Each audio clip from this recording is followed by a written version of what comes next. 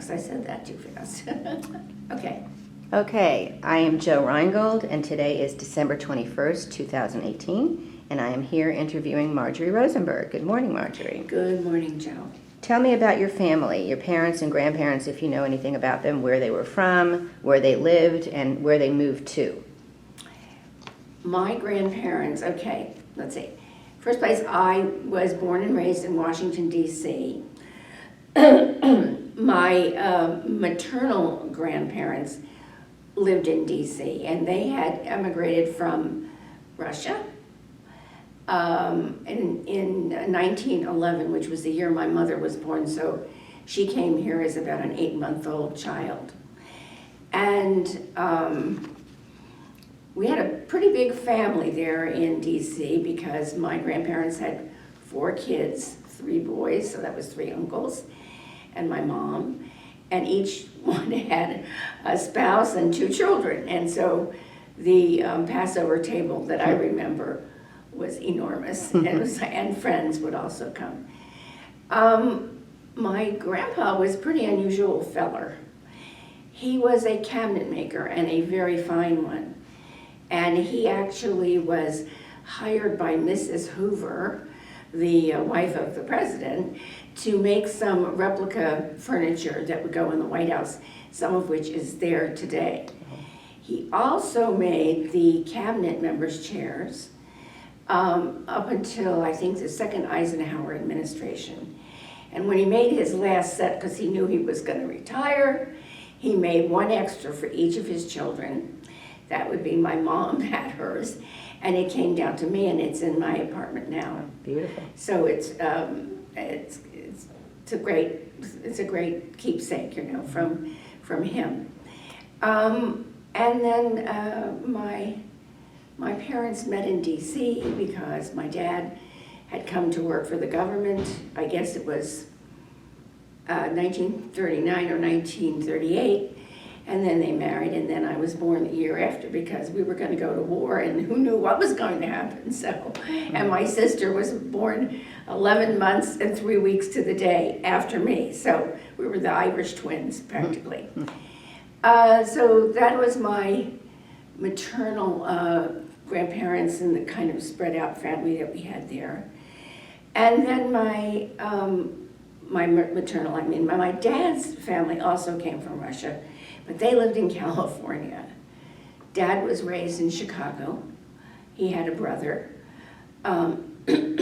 So Why did they go from California to Chicago? they went from Chicago to California. Oh. I guess the weather or something, you know. Maybe it was I think he had, my grandpa had relatives out there already. So that's where they went. And probably the weather and the relatives. But that's a good question, why, you know.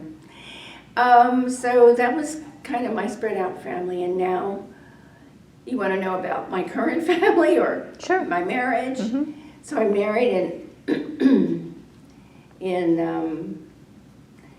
62, and my husband was in the Naval Reserve because, no, actually he had to do that's when you had to do service. So he was an ensign or something in the Navy, and, you know, and we kind of moved around after that. And we moved to Norfolk, Virginia. I worked for a newspaper when I was there. I worked as the secretary to the editor of one of the newspapers. And he was just this absolutely fascinating person who had actually won a Pulitzer Prize, yeah, for editorial writing when he was at the Wall Street Journal. And so that was a great job for me because I was just interested in everything, and the news was a big deal to me then as it is now. What was your training for that?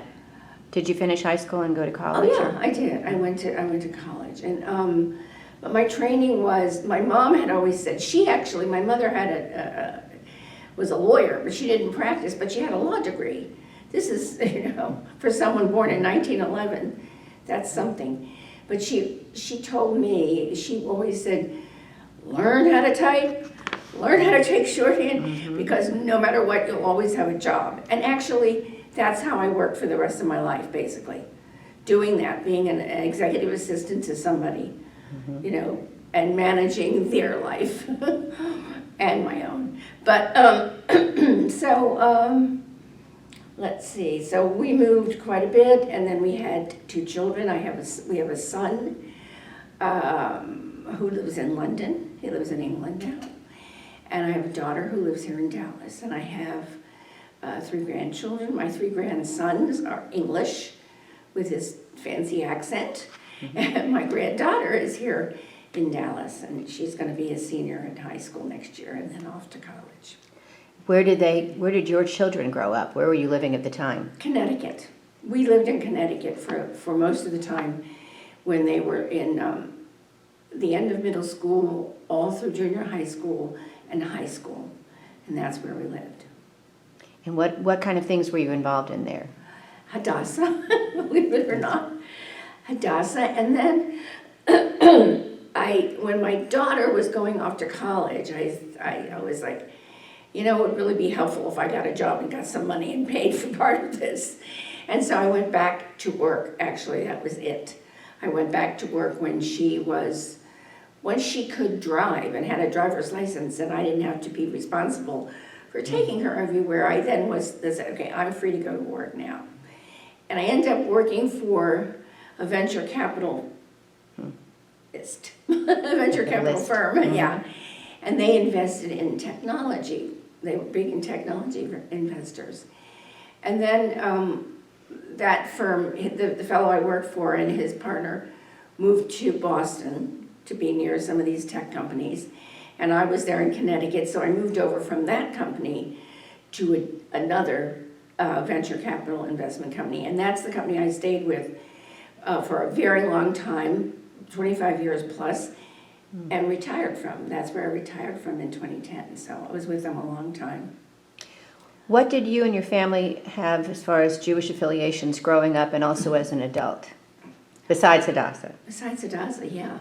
Well, we belonged to a temple in D.C., and I went to Sunday school, and I was confirmed. We had confirmation class, and I think there was some, it might have been BBG, I can't remember, to be honest with you, but I think I was in some girls, organization, and I think it might have been that.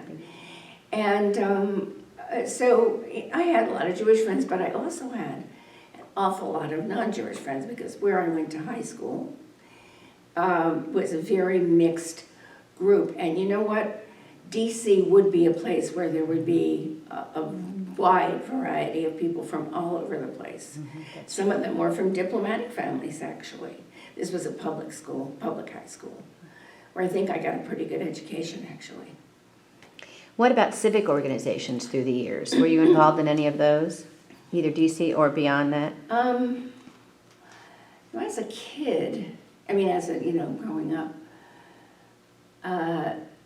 no, not really, not really. Hadassah and those kinds of organizations were pretty much where I found my home as an adult. As a kid, it was probably, I think it was BBYO, I'm not sure. And Girl Scouts, that was a big deal to me when I was growing up. Yeah. Girl Scouts, I loved the Girl Scouts and the Brownies. And if the uniform still fit me, I'd be wearing it now. I was like, good. I loved it. Mm-hmm.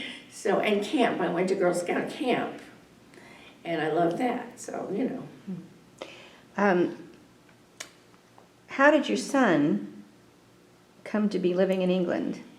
He got married to a very wonderful woman, an American woman. And she was with Morgan Stanley. He had already graduated college, and he was in graduate school, business in New York, and he met her. And she was with Morgan Stanley. They transferred her to London, and they decided to take up residence there, and that's where they started their family. Mm-hmm. And they were married quite a while, but then they parted ways. And that's how he came to England. And then he remarried. So, and she is English. And they don't have any kids because, he's too old. He said, Mom, I don't want to have any more children. I'll be working till I'm 80. It was like, okay, it's fine. And what does your daughter do here? She's a teacher. She actually teaches art at Hockaday. Wow. And she is, she's head of the, I can't remember, but one division of that art department, she's the head. But she's an excellent teacher, and she's just a wonderful teacher. So you said you retired in 2010. Right. So how did your journey take you here? Well, I looked around at all the snow in Connecticut, and I thought to myself, I have this lovely granddaughter and a wonderful daughter living here in Texas. I think I'll just mosey on down there. So I came to Dallas, and I was like, I found the J, first place I found the J, and it was like, wow, this place is amazing. And of course, I met certain people like Sunny Shore, who were and Marge Carpel, truly welcoming. And I fell into the Hadassah role because the woman who was going to take that suffered a stroke in the summer before that she was going to assume those duties. And they asked me to step up, and Sonny wrote me the longest, run-on sentences. You've done this before, you can do it, we need you to step up, and blah, blah, blah. And I gave her a one-word answer. Yes, yes, I'll do it. No resistance. I was like, okay, why not? And I didn't know very many people in Dallas when I assumed that role. And I did it for 6 years. By the time the 6 years was over, I knew a lot of people. So that's how I came here, and that's how I got involved here. So tell me, you haven't been here a long time, but enough to see things. So how has Dallas changed since you've been here, since you first came here? Well, it's not long enough for me to notice big changes. All I know is I lived in quite a suburban rural area in Connecticut with lots of trees and lots of hills and 2-acre zoning and stuff like that. And the change to me is just the difference between those two places. But the traffic has gotten a lot it seems like in Dallas, they're always building until there's not going to be a blade of grass left between two buildings because it must be a boom here. There must be some sort of boom. That's true. There is a boom. Anything else that you've become involved in here? Well, yeah, I do things mainly at the J. We have this thing called Readers Theater, and I do that. And now I'm apparently on the Teicher Library Committee, and I do that. Mm-hmm. And it's mainly through the J. I'm in an intergenerational program here at the J that they have just started, which is where the tribal elders get an hour of time with preschoolers in a room where we do activities and we sit at tables and we have conversations, and it's lovely. It's actually a really, really nice program. So it's been two times we've had it, and I have a schedule going forward. It's going to be great. Mm-hmm. And the J seems to come up with amazing programs, Yes. Yesterday, they're always taking you places like the theater, and I went to see Phantom of the Opera yesterday. So that was gorgeous, absolutely gorgeous. So just many things to do, and we're going on a cruise, the Elder Cruise, Wonderful. the Seniors Cruise. Yeah. That's coming up in March. Great. And I'm also chairing the Lifesaver Luncheon, which is a Herzl chapter, a Herzl group fundraiser. So those are the kinds of things, I know you like to follow politics. What do you feel locally about your Dallas or Texas politics? Anything stand out for you? Well, I like our mayor a lot. And I'm not that familiar with the local representatives. I know who my congressman is. I know who certain representatives are, but not as much. But I did go, this was fun, to Austin, Texas with Hadassah, Date with the State, and that was terrific. I really enjoyed that. That was a tremendous thing, and I'd probably go again for sure. And well, I went to summer camp. Remember, you were there. Yeah. We went to Camp Young Judea that just recently, and that was a marvelous experience. Really, Good. I liked it. Do you have anybody that you could say was your role model growing up? Yeah, my mom, my mother, Yeah. definitely.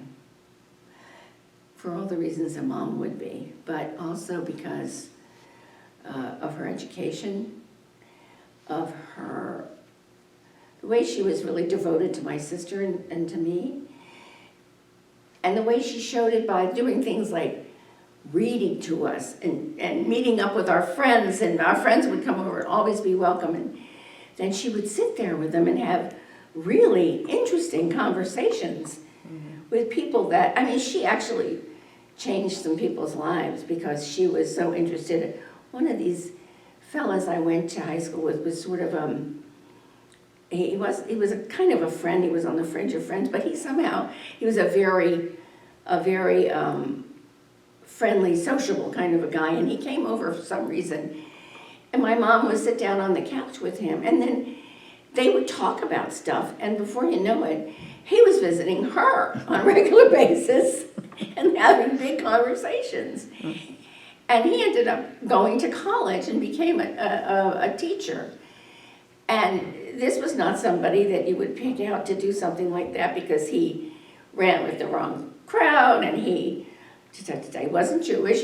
He's just somebody who had a dearth of parenting, not very good parenting. So, but he was like open to that, and he and Mom would talk about Shakespeare. I mean, it was just amazing. So when I saw how she behaved with other people and with us and what her values were, it was that's it, hands down. That's great. Yeah.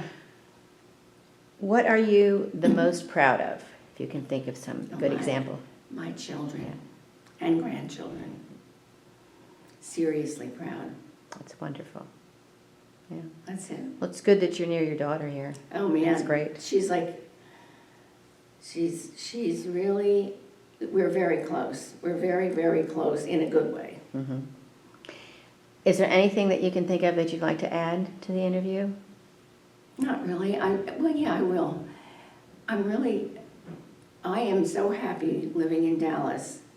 Who knew that I would come down here and not know anybody and all of a sudden find such interesting people and great things to do and nice places to eat. It was like, Yeah. I thought, oh my God, I'm moving so far away from New York City. I don't know how I can do it. But you know what? This has been great for me. Great for me. Thank you. I appreciate it for such No, a you're wonderful interview. Thank you for interviewing me. I Okay. appreciate it.